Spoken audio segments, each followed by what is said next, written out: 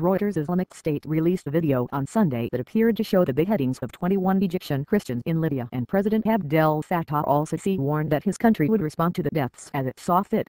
Speaking on national television hours after the release of the video, Sisi said Cairo would choose the necessary means and timing to avenge the criminal killings. Egypt's state news agency MENA quoted the spokesman for the Coptic Church as confirming that 21 Egyptian Christians believed to be held by Islamic State were dead.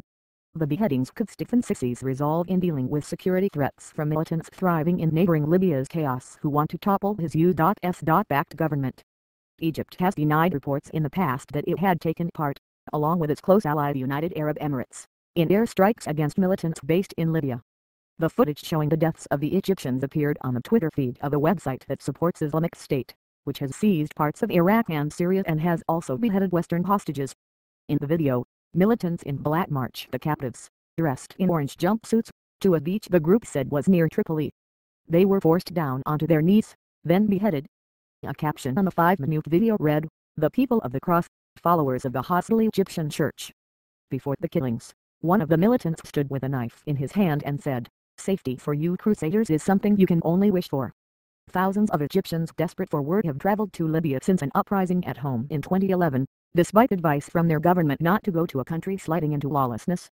Sisi, who met with the country's top military commanders to discuss the killings, called for a 7-day mourning period, state television reported. The United States on Sunday condemned the despicable and cowardly murder of the 21 Egyptians. This wanton killing of innocents is just the most recent of the many vicious acts perpetrated by ISIL-affiliated terrorists against the people of the region, including the murders of dozens of Egyptian soldiers in the Sinai, which only further galvanizes the international community to unite against ISIL, White House spokesman Josh Earnest said, using an acronym for Islamic State. The Coptic Church said it was confident the Egyptian government would seek justice. Al-Azhar, the center of Islamic learning in Egypt, said no religion would accept such barbaric acts. The families of the kidnapped workers had urged Cairo to help secure their release. In the mostly impoverished southerly MENA governorate, relatives screamed and fainted upon hearing news of the deaths.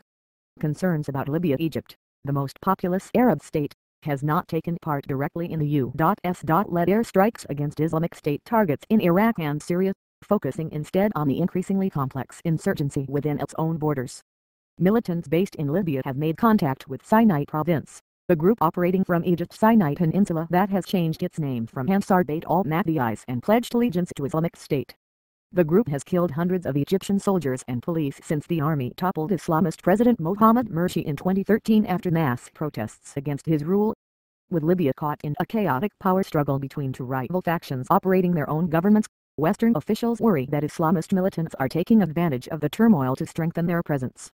The number of Islamist militant groups have been active since the fall of Muammar Gaddafi in 2011 left Libya without a strong central government. A few have declared ties to the radical Islamic State and claimed high-profile attacks over recent weeks in what appears to be an intensifying campaign.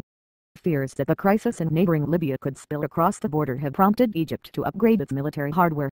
French President François Hollande has said Egypt will order 24 Rafale fighter jets, the naval frigate and related military equipment in a deal to be signed in Cairo on Monday worth more than €5 billion ($5.7 billion).